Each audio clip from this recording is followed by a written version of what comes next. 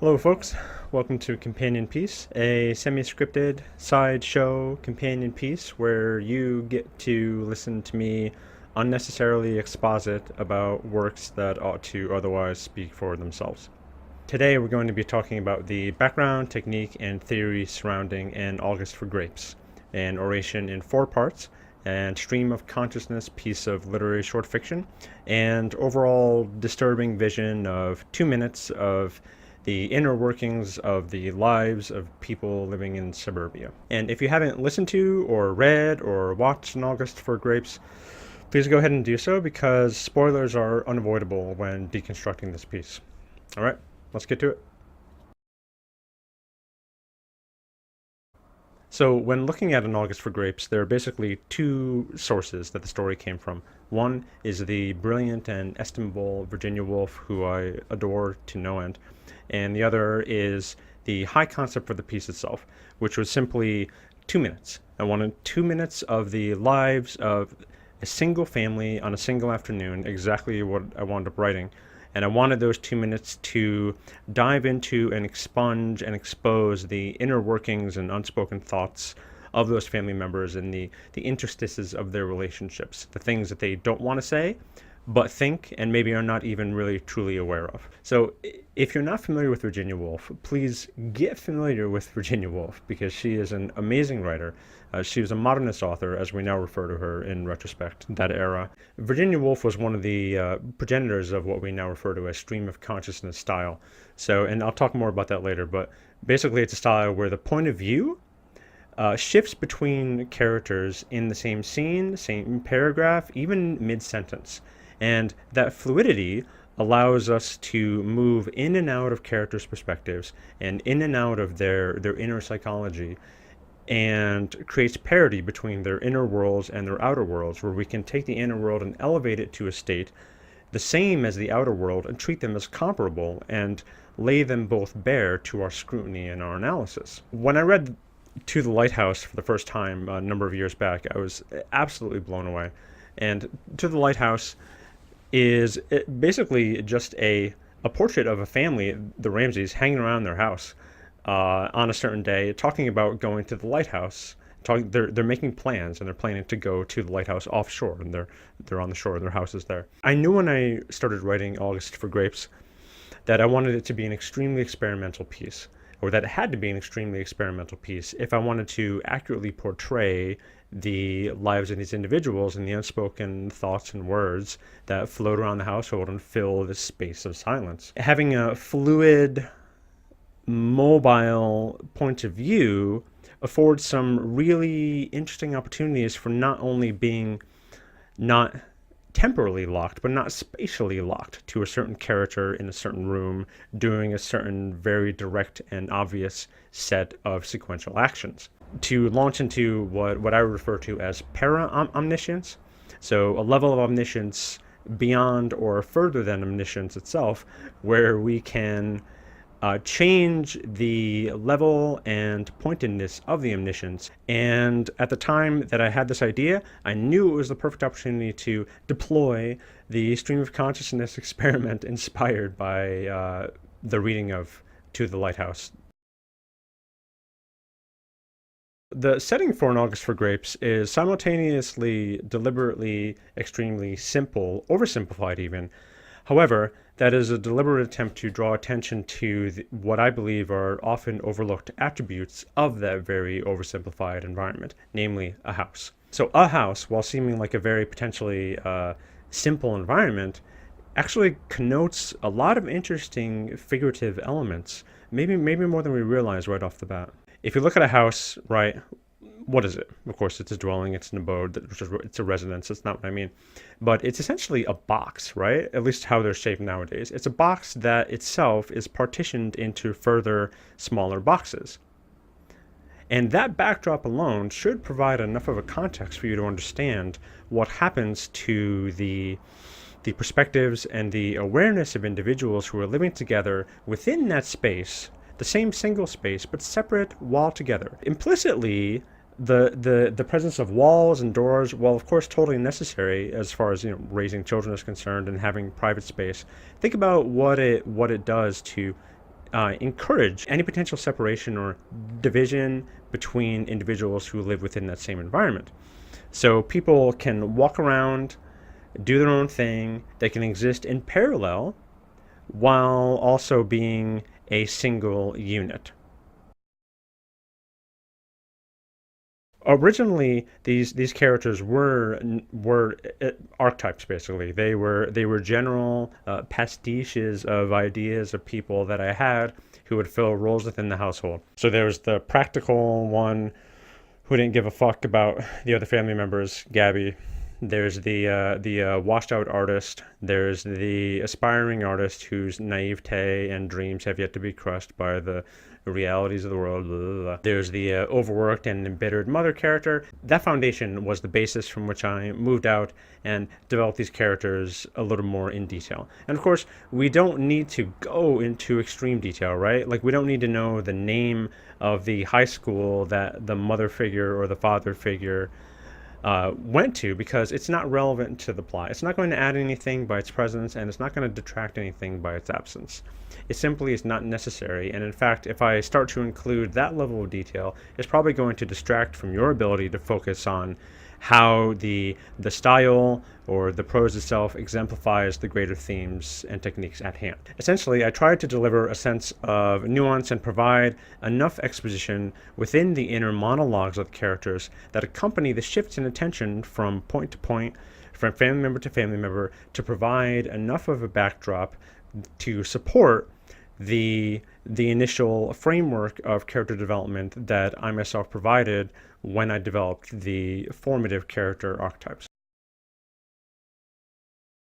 Plot action itself is super minimal, like I said, and is more of a facet of the aesthetics and the paramniscience of the piece, as the term that I described before, and really boils down to, like, people do things in the house on an afternoon together, and the plot itself moves forward as the point of view shifts from person to person, point of attention to point of attention, character to character, down the stairs, up the stairs. Jake goes in the fridge, he takes out some stuff, he goes upstairs, Dad's down the hall, and all those points together, linked end on end on end on end, provide enough of a pathway of a plot to construct a narrative that we can use to work from. And the final result of the text, which was, again, spoilers, remember I told you, Jenny committing suicide in the tub, that just came naturally from the text itself. And the idea of a young girl finally ultimately committing suicide in a tub is not a new thing, right?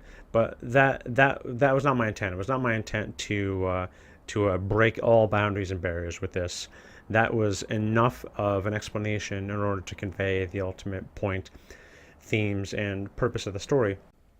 I realized that she was what the piece was ultimately about, and this ties into the themes. Generational curses, passing on your problems to your kids, the kids finding no way to escape except finishing it. She is completely misunderstood by everybody in her family. They're sitting there, each in their separate rooms, watching each other, judging each other, making evaluations of each other, but really in the end, how much do they know each other? Do they really have any idea of who these other people are that they're living with? And this one girl, the one who they simultaneously revere and revile, she is off by herself, alone, because they really have no idea what she's about. They really have no idea who she is. They have no idea what she's doing. And in the end, the only way they can come to an understanding of what she's doing is when she decides to leave them, and leave them in finality, and leave them ultimately. So it is only by her absence that the other family members are able to come to an understanding of who she was. So this technique, stream of consciousness, arose during the modernist movement of literature, right? And was employed by other ingenious authors like James Joyce. And the entire era essentially was focused on capturing the tangibility or the accuracy of circumstances, looking to the environment around you and removing the author from it, removing anything that would get in the way of perceiving real human action in a true, honest, and accurate way. In this case, stream of consciousness itself, as employed by Virginia Woolf, tries to take the tangible reality of the inner world of a character as experienced by that character and raise it to an equal level as the outer experience of that character, to place them on par with each other, and to even make them interchangeable, because that inner reality has as much truth and veracity to it as the outer circumstances that those characters are encountering. And by taking that inner world and putting it onto a comparable level, we can look at people's thoughts, remembrances, perceptions as indistinguishable from their surroundings, and maybe even interchangeable. And when you're reading somebody like Virginia Woolf, this creates a sense that a person's inner life and outer life are sort of flowing together ecologically, moving together, and what somebody sees and does is not only influenced by their perception, but is almost just completely squashed together and melded with what they see and do. Nowadays, when we use the term stream of consciousness in a colloquial sense, I mean, it tends to be used interchangeably with a sort of disorganized ramble. It's used in a derogatory sense to imply a certain degree of arbitrariness to the text itself, a lack of focus. That stream of consciousness means I'm just writing whatever sort of shit comes in my head. Yeah, without intention and without any sort of sense of an ultimate goal. In reality, of course, stream of consciousness, again, air quotes, in fact, a very deliberate, very pointed attempt to subvert or manipulate standards of narration. Stream of consciousness plays with the paragraph continuity, paragraph breaks, shifting subjects in a grammatical sense, manipulating perspective to be alterable mid-chapter, mid-paragraph, or even mid-sentence.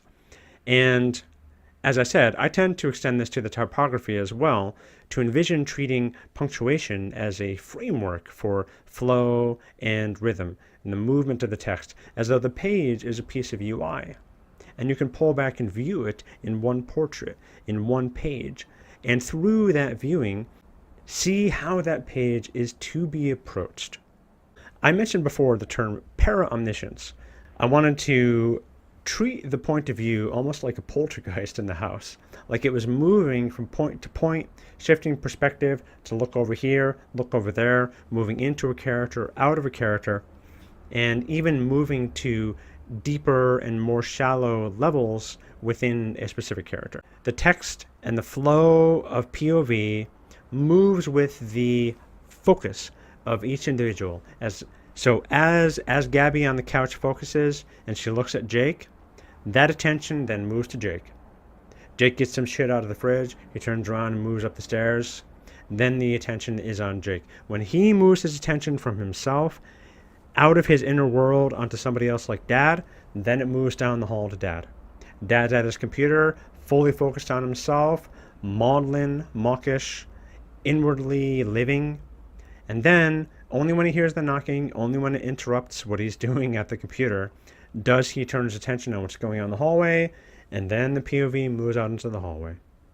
The movement of the text, the speed of the prose, this is the point on which to hinge the emotional core of the piece, because the emotional core of the piece connects with the flow, the rhythm, and that para-omniscient POV. So we can flood it with a dense, dark feeling and make the moment-to-moment action subordinate to the means of conveying the prose that would better explain how these people feel about each other than if I was to go around telling very deliberate, very pointed, moment-to-moment pieces of action. So, an August for grapes. And arguably unpalatably distasteful distillation of the cruel, snide, warped jealousies and coarseness of what the members of the family think about the other members of the family. And part of the purpose of this piece was to try and understand why that is the case, to try and take that, bring it to the forefront, at least provoke a discussion about why that might be so, and about why it is those closest to us who suffer the most from our own actions. And it's important to note these kind of disturbing inclinations because, as I said at the top of the piece, society is composed of nothing more than individuals. And if we look at a person in power, if we look at somebody who is abusing their status and their position, we have to go as far back, perhaps not to go totally Freudian here, but we have to go as far back as their own family and their own upbringing. To know the greater whole, we have to look to the aggregate constituents that comprise that whole. We have to look to the aggregate contributions of the individuals whose small roles contribute to the larger singular identity of the whole. Much like a family in a house separated by rooms, much like a town separated by houses, much like a country separated by towns, much like a world separated by countries, the same pattern reflects and repeats from small to large, from large to small, from micro to macro. So, grapes. That's what I'm saying. Grapes. Grapes are like people. They depend on their vine. They wilt or are nourished depending on the strength of the vine and the strength of the root. Thank you so much for watching, folks. I really appreciate the support. It means the world to me. Thank you for coming to class, essentially. I know that's what it was. I hope it wasn't too informative, but I hope it was informative and instructive and that you learned something. And if you do support me on Patreon, of course, you will be receiving an ebook of the piece of fiction in question and the oration in question, in this case, An August for Grapes. And you'll also be receiving an audiobook of An August for Grapes, in case you've got a long commute or you don't have time or you get tired of looking at my face, which is completely understandable in my opinion. And as always, feel free to subscribe, like, comment, follow me on all the usual platforms. You know what they are, of course, nowadays. Twitter, Facebook, and because this is literature, Goodreads and Amazon as well. As always, happy reading, happy writing, happy creating, no matter the medium. Take care, be well. Until next time, I am the orator.